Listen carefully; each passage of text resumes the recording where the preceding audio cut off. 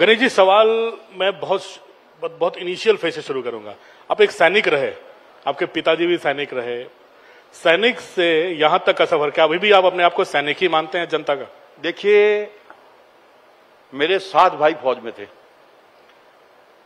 मेरे 4 चाचा फौज में थे, मेरे ताऊजी फौज में थे, और मैं भी 76 से लेकर 83 तक एक सिपाही के रूप में गढ़वाल राइफल में मैंने सेवा की। और स्वास्थ्य कारणों से 83 में मुझे आना पड़ा, और 85 में बाई एक्सीडेंट में पॉलिटिक्स में आया, क्योंकि मेरा या मेरे परिवार का पॉलिटिक्स से दूर दूर का कोई रिश्ता नहीं था। मुझे याद है 85 की वो घटना, मैं ठेकेदारी करता था और मैं शाम को आके बैठा हुआ था, तो हरवंश कपूर जी जो मेरे राजनीतिक गुरु हैं, मानता हूं उनको, आज हमारे बीच में नहीं है, उनका भतीजा मेरा बचपन का दोस्त था, मेरे पास आया, कहने क्या कर रहा है? जब फौजी आदमी जब मैं झूठ नहीं बोलता, मैंने कहा मैं बैठ के ड्रिंक कर रहा था। मैं देख नहीं रहा मैंने क्या कर रहा हूं? कह रहा यार मेरा चाचा चुनाव लड़ रहा है, तो मैंने क्या करना है? कहने लगा बस्ता लगाना है। मैंने बस्ता क्या होता है? कह रहा साहब आप मेज कुर्सी लेकर जो बाहर बैठते हैं, वो टिक करते हैं, वो बस्ता होता है।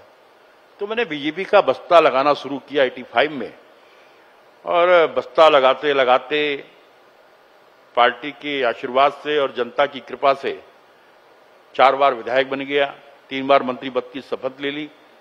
और मैं बड़े बड़े मंचों पर कहता हूं, लोग मुझसे कहते हैं जोशी जी आप 4 बार विधायक बन गए हो, मंत्री बन गए हो, आप क्यों कहते हो कि मैं फौज में सिपाही था? तो मैं ये कहता हूं कि अगर मैं फौज का सिपाही नहीं होता तो मैं विधायक भी नहीं होता और मंत्री भी नहीं होता। अगर आप देखते होंगे मैं 70 विधायकों में थोड़ा अलग दिखाई देता हूं, कुछ ना कुछ करता हुआ दिखाई देता हूं। इसमें मेरी फौजी पृष्ठभूमि का जो मैंने काम करने का जज्बा वहां से सीखा, उसका बहुत बड़ा हाथ है। तो फौज से ही याद आता है, सैन्य कल्याण एक बहुत बड़ा मुद्दा होता है जिसके मंत्री, प्रभारी मंत्री आप भी हैं। आप लोगों ने एक यात्रा शुरू की थी, हर शहीद के घर से आप लोगों ने शहीद सम्मान यात्रा की, आप सम्मान यात्रा, राजनाथ सिंह जी भी आए थे उस समय। जी देखिए, और आप लोगों ने, आपका एक 4 धाम के अलावा एक सपना आपका भी है वो 5वां धाम बनाने का, उसके बारे में लोग जानना चाहेंगे, ये 5वां धाम है क्या? देश के प्रधानमंत्री नरेंद्र मोदी जी की परिकल्पना और धामी सरकार का ड्रीम प्रोजेक्ट, जिसको पूरा करने का सौभाग्य मुझे मिला। जब चुनाव से पहले हमने एक शहीद सम्मान यात्रा निकाली, पूरे प्रदेश के 1734 शहीद परिवारों के आंगन की पवित्र मट्टी को हम लेकर आए, और जब मैं बागेश्वर में एक घर से पवित्र मट्टी को ले रहा था तो वो बहन मुझसे चपटकर रोने लग गई। उसके शब्द थे, उसने कहा कि हमने कभी नहीं सोचा था, जब हमने कि मेरे उसका भाई था वो, कि हमें इतना भाई, मेरे भाई को इतना सम्मान मिलेगा, और जिस भाव से हम उसको बना रहे हैं। हमने पूरे देश के सभी स्मारकों का अध्ययन किया।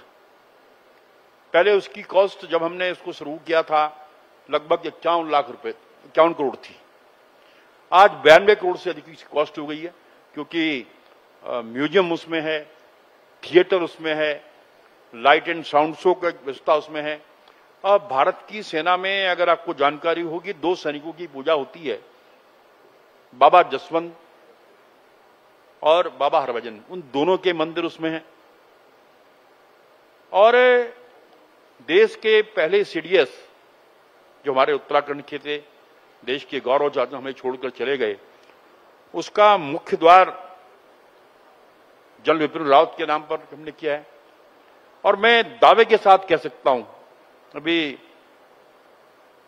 नवंबर तक हमारा वो पूरा हो जाएगा, और जिस दिन वो पूरा होगा उसको लोग देखने आएंगे। जिस प्रकार लोग बद्री, केदार, गंगोत्री, यमुनोत्री को देखने आते हैं, उसको देखने आएंगे। और उसमें हमने, कब तक पूरा होगा ये? नवंबर तक उसको पूरा करने का लक्ष्य हमने रखा है। फिनिशिंग वर्क चल रहा है, बाकी सारा काम पूरा हो चुका है, और उसको जन भावनाओं के अनुरूप हमने बनाया, क्योंकि उत्तराखंड वीरों की भूमि है, राष्ट्रभक्तों की भूमि है। देश की सीमा पर रक्षा करने वाला हर 5वां जवान हमारे उत्तराखंड से होता है।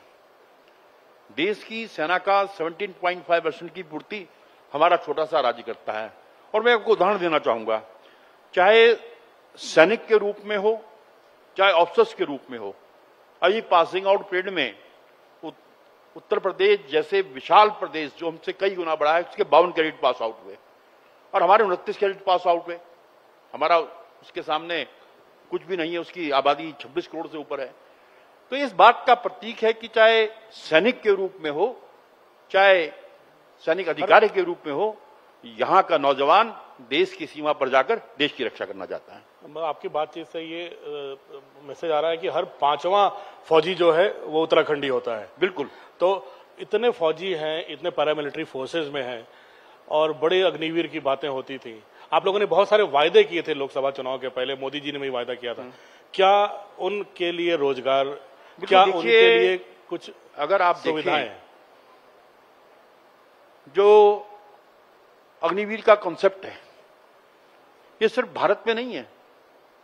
France, Israel, Russia, Iran, Singapore जैसे 18 देश हैं। अब आप उदाहरण के लिए आप देखिए, अभी यूक्रेन युद्ध को 2 साल हो गए। अगर इस कंसेप्ट के सैनिक वहां पर नहीं होते क्या राज्य लड़ सकते थे? इजराइल के युद्ध को 1 साल से ऊपर हो गया क्योंकि वो कंसेप्ट वहां पर चल रहा है, इसलिए इजराइल सर्वाइव कर रहा है। और क्योंकि भारत, अगर मैं कहूं, आज हर तरफ से दुश्मनों से घिरा है। आज कोई ऐसा, चाहे पाकिस्तान, चाहे चाइना हो, चाहे और लगे हुए अफगानिस्तान हो, चाहे नेपाल हो, हमारा मित्र, उससे हमारे संबंध ठीक नहीं है।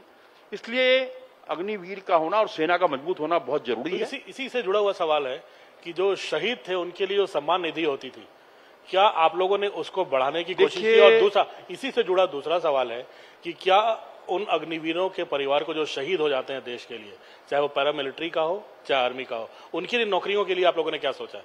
देखिए, अगर आपने माननीय राजनाथ सिंह जी का घोषणा सुनी हो, आपने माननीय अमित जी को सुना हो, 25% तो इसमें से परमानेंट होंगे, शेष लोगों को डिफेंस के अन्य स्थानों पर, और जो हमारी पैरामिलिट्री फोर्सेज हैं, सीआरपीएफ, बीएसएफ, आईटीबीपी, इनमें लिया जाएगा।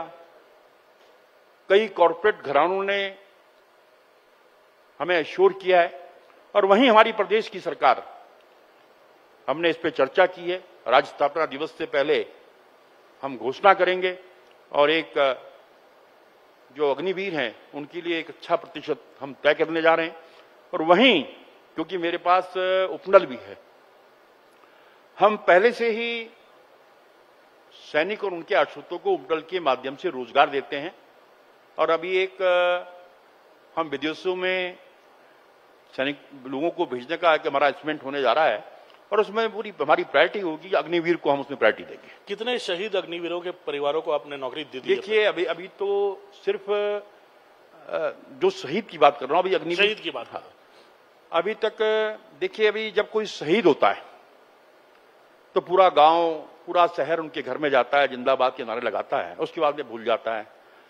धामी सरकार ने फैसला किया है कि देश की सीमा पर रक्षा करते हुए जो जवान शहीद होगा, चाहे सेना का हो चाहे पैरामिलिट्री फोर्स का हो, उसके परिवार के एक व्यक्ति को नौकरी धामी सरकार देगी। अभी तक हम 26 लोगों को नौकरी दे चुके हैं और 7 पाइपलाइन पे हैं।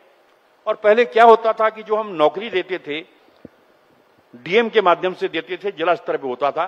अब राज्य स्तर पर करेंगे, किसी भी डिपार्टमेंट में उस नौकरी कर सकता है। यह काम हमारी सरकार ने किया है। सम्मान राशि बढ़ी है आप लोगों की? और जहां तक सम्मान राशि की बात है, पहले हम शहीद को, देखिए, हम किसी की जीवन की कोई कीमत नहीं होती है, लेकिन उस शहीद का सम्मान करना हर देशवासी का कर्तव्य है। और मैं आभार व्यक्त करना चाहता हूं अपने श्री मुख्यमंत्री धामी जी का। अभी कारगिल दिवस पर मैंने उनसे अनुरोध किया था कि मैंने अध्ययन किया कि अन्य प्रदेशों में मिलने वाली सम्मान राशि अधिक है, तो हमने 10 लाख से बढ़ाकर उसको 50 लाख कर दिया है और अब इसका जियो भी हो गया। गणेश जी, आप एक चीज आपके बारे में सुनने में आया कि आपने सेना से वापस जब आप देहरादून आए, आपने कई आंदोलनों में हिस्सा लिया, कभी राम आंदोलन, राम मंदिर आंदोलन, देखिए, कभी फला आंदोलन।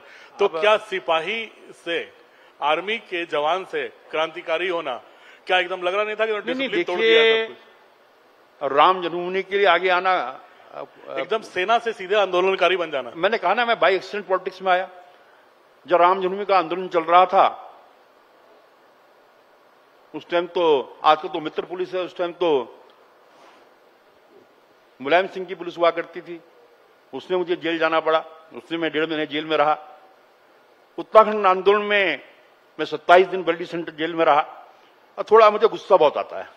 मुझे याद है वो घटना 16 दिसंबर 1994 की, मैं शहीद स्थल पर धरने पर बैठा हुआ था। इतने मुझे बताया गया कि हमारी बहनों पर, माताओं पर लाठीचार्ज कर दिया है। और मैं वहां से आया, मैं वहां उस टाइम एक ट्रेनिंग एसपी था माथुर, उससे मेरी भिड़ंत हो गई और पुलिस ने इतनी पिटाई करी तो लोगों ने सोचा शायद मैं मर गया हूं। मुझे बचाने के लिए कुछ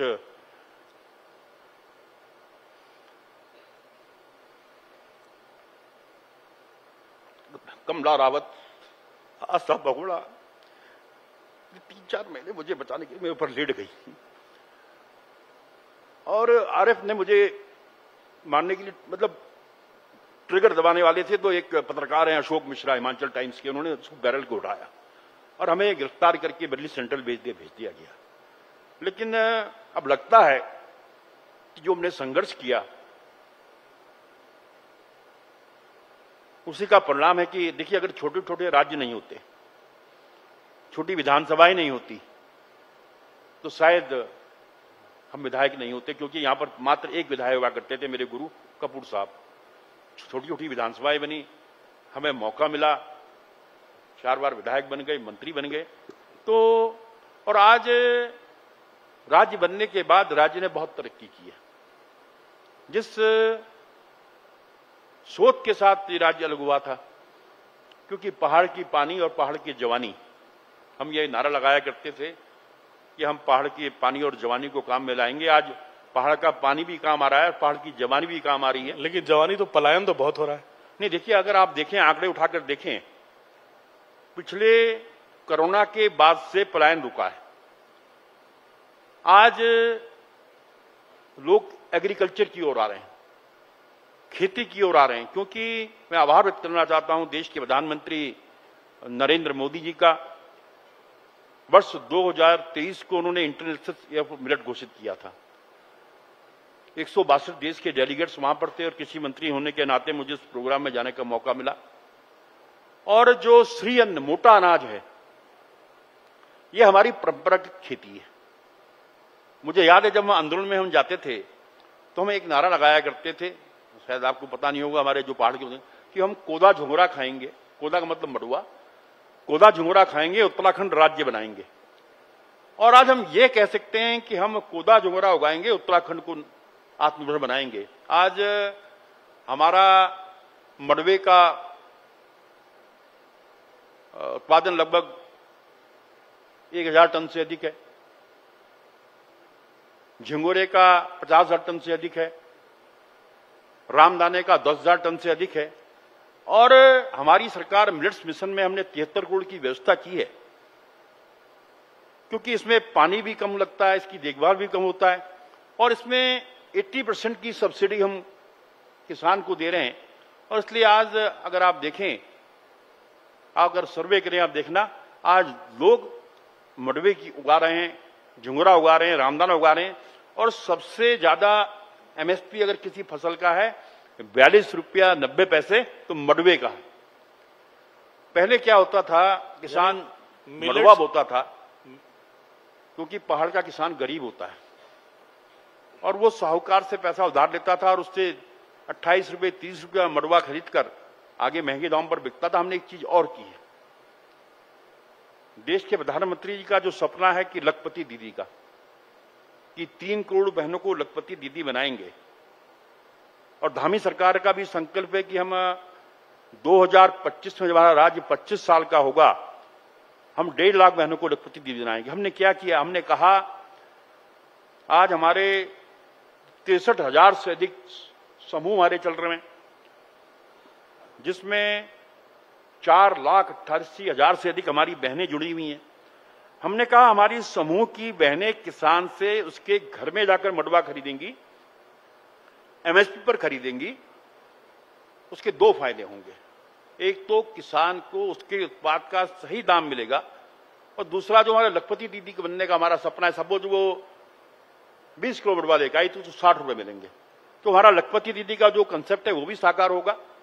और मुझे ये बताते हुए फक्र होता है ग्राम विकास विभाग की मेरे पास है जो लखपति दीदी जिसमें है, अभी तक 1 लाख से अधिक लखपति दीदी हमारी बन चुकी हैं, और जो हमने लक्ष्य रखा है 1.5 लाख 25 तक हम उससे आगे जाने वाले हैं। लगभग 2 लाख से अधिक लखपति दीदी हमारे यहाँ बनने वाली है।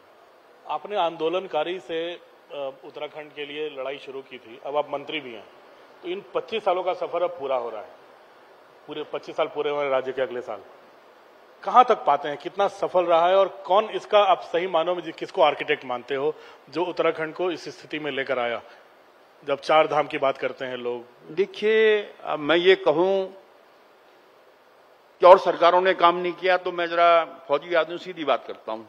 जितने भी सरकारें आई हैं सबने उत्तराखंड के लिए काम किया है, लेकिन मुझे ये भी कहते हुए गर्व होता है कि उत्तराखंड का अगर विकास अगर सबसे हुआ है तो भारतीय जनता पार्टी के कार्यकाल में हुआ है, मोदी जी के आशीर्वाद से हुआ है। केदारनाथ 2013 में जिस प्रकार वहां की दशा हो गई थी, अगर आप गए होंगे, उसका कायाकल्प किया तो देश के प्रधानमंत्री नरेंद्र मोदी जी ने किया। आज कर्णप्रयाग तक अगर ट्रेन जा रही है तो मोदी जी की उस वजह से जा रही है। अब दिल्ली से पता नहीं आप बाई एयर आए कि बाई रोड मुझे नहीं पता, बाई रोड पहले मुझे याद है जब हम जाते थे 6 या 7 घंटे लगते थे, आप 4 घंटे में दिल्ली से यहां पर पहुंचते हैं। बिल्कुल। और जब एलिवेटेड बनकर तैयार हो जाएगी आप 2.5 घंटे में यहां पर पहुंचेंगे।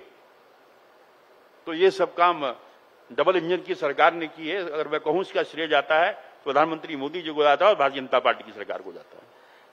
गणेश सर, एक चीज और पूछना है, आप मसूरी के भी विधायक हो, आपने कहा सारे लोग आपके यहाँ पर आपके विधानसभा क्षेत्र में भी आ रहा है, टूरिस्ट की संख्या बढ़ती जा रही है, बढ़ती जा रही है। अगर राजपुर रोड देखें तो लगता है कि अब देहरादून घुसने के बाद राजपुर रोड क्रॉस करने में 2 घंटे लग जाते हैं। तो इससे कैसे निजात मिलेगी? क्योंकि केवल बाहर वाला नहीं, जो अंदर जो लोग हैं, अंदर जो देहरादून वासी, उनको भी परेशानी हो रही है। क्या कुछ सोचा है इसके बारे में, देखिए परमानेंट निजात के लिए? लगातार वाहनों की संख्या बढ़ने से, मैं अभी की बात कर रहा हूं, मैं एसएसपी के एक दिन मैंने बुलाया था कुछ दिन पूर्व, उन्होंने मुझे बताया कि त्योहारों पर जो लोग खरीदते हैं 6,000 लोगों की बुकिंग है। आज क्या है कि पहले घर में एक गाड़ी होती थी मुश्किल से, आज पिताजी की अलग गाड़ी है, मां की अलग गाड़ी है, बहू की अलग है, बेटी की अलग है, बेटी की अलग है, और जिसके कारण सड़क पर दबाव बढ़ा है। हमने लगातार सड़कों का चौड़ाहों का चौड़ीकरण किया है, लेकिन उसके बावजूद संभव नहीं है। इसके लिए मैंने मुख्यमंत्री जी को सुझाव दिया था कि एक नया देहरादून बनना बहुत जरूरी है, न्यू देहरादून। आपने देखा होगा जितने भी जगह डेवलपमेंट हुए हैं, आउटर जयपुर में आप चली जाइएगा, अन्य सिटी में आप चली जाइएगा, शहर से एक उस पर हम काम कर रहे हैं। दूसरा, अगर आप देखें सबसे ज्यादा टूरिस्ट मसूरी आता है क्योंकि जाना आसान है कंपेयर टू नैनीताल। अभी हमने एक पुड़कुल से लेकर मसूरी तक रोपवे हमारा 1 साल के अंदर बनकर तैयार हो जाएगा। 500 करोड़ की लागत से उसको हम बना रहे हैं। 12 मिनट में हम मसूरी पहुंच जाएंगे। तो इसलिए जो यहां पर जाम लगता है उससे निजात मिलेगी। एक जो हमारा पंजाब का टूरिस्ट आता है, मैं उसके लिए आभार करता हूं माननीय मुख्यमंत्री जी का। डूंगा हाथीपांव मोटर मार्ग स्वीकृत हो गया है, उसका सर्वे हो रहा है बीच में क्योंकि फॉरेस्ट है, उसके नीति हम ले रहे हैं। और उसके बनने के बाद जो बाहर का टूरिस्ट यहां पर आता है तो वो लोड हम पर कम होगा। और एक मसूरी में एक सबसे बड़ी, अगर आप मसूरी गए होंगे, जो मसूरी वहां का जो हृदय है लाइब्रेरी चौक, वहां पर एक बॉटल नेक है और जिसकी वजह से जाम लगता है। और मैं माननीय गडकरी जी का, माननीय मुख्यमंत्री जी का, माननीय टुंटा जी का आभार करता हूं। 843 करोड़ की लागत से एक टनल वहां पर स्वीकृत हो गई है। थोड़ा अलाइनमेंट चेंज होने के कारण वो देरी हो रही है। और उस टनल को बनने के बाद जो आपने जाम की बात की, उससे हमें निजात मिलेगा और मसूरी जाना लोगों के लिए आसान होगा। चलो, आप सबके लिए थोड़ी खुशखबरी तो है, 1-2 साल में आप लोग बड़े होंगे तो कम से कम इन बच्चों को थोड़ी जाम से मुक्ति मिल रही होगी। इन बच्चों को भी जो यहाँ बैठे हैं सारे, ये जब इस पीढ़ी को आराम मिलेगा। नहीं, और इस समय वक्त अब मुझे लगता है समाप्त हो गया है गणेश भाई, और बात करने के लिए हमसे न्यूज 18 इंडिया बनाने के लिए बहुत बहुत धन्यवाद। और थोड़े आप भावुक भी हुए, पुरानी बातों को याद करके ये भी अच्छा लगा। मुझे याद है वो क्षण कि जब मैं घायल हुआ था, मुझे लगता नहीं था, मतलब इतनी पिटाई हुई थी, तो अभी भी कल्पना कर, दिन याद आते हैं तो आंखें भर आती हैं। और सबसे बड़ी बात, जो लोग मुझे बचाने के लिए मेरे ऊपर लेटे थे, उनसे मेरा कोई रिश्ता नहीं था, वो भी आंदोलनकारी थे, वो हमारी आंदोलनकारी बहनें थी। तो निश्चित ही उसमें से आज 2-3 बहनें तो हमारे बीच में नहीं रही हैं। चलिए गणेश जोशी जी, शुभकामनाएं सुनहरे उत्तराखंड के लिए आपको, आप निर्माण में आप और योगदान करें। गणेश जी, कृपया आप मंच पर बने रहें। मैं अनुरोध करूंगी न्यूज 18 इंडिया और हिंदी डिजिटल के मैनेजिंग एडिटर ज्योति कमल जी मंच पर आएं और गणेश जी का धन्यवाद करें।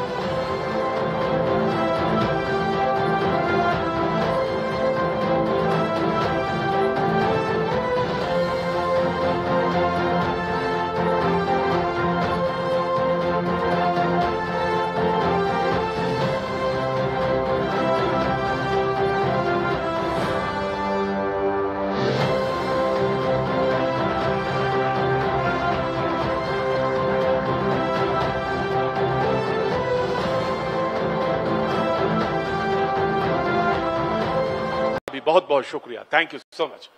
हरीश जी, मोनिका जी बोल रही थी, अच्छी हमारी एंकर हैं, बड़ी अच्छी एंकर हैं, सारी बातें कह रही थी। आपके बारे में उन्होंने एक बात नहीं कही, बड़ी बारीक आटा पीसते हैं राजनीति में आप। ये सही है कि गलत है?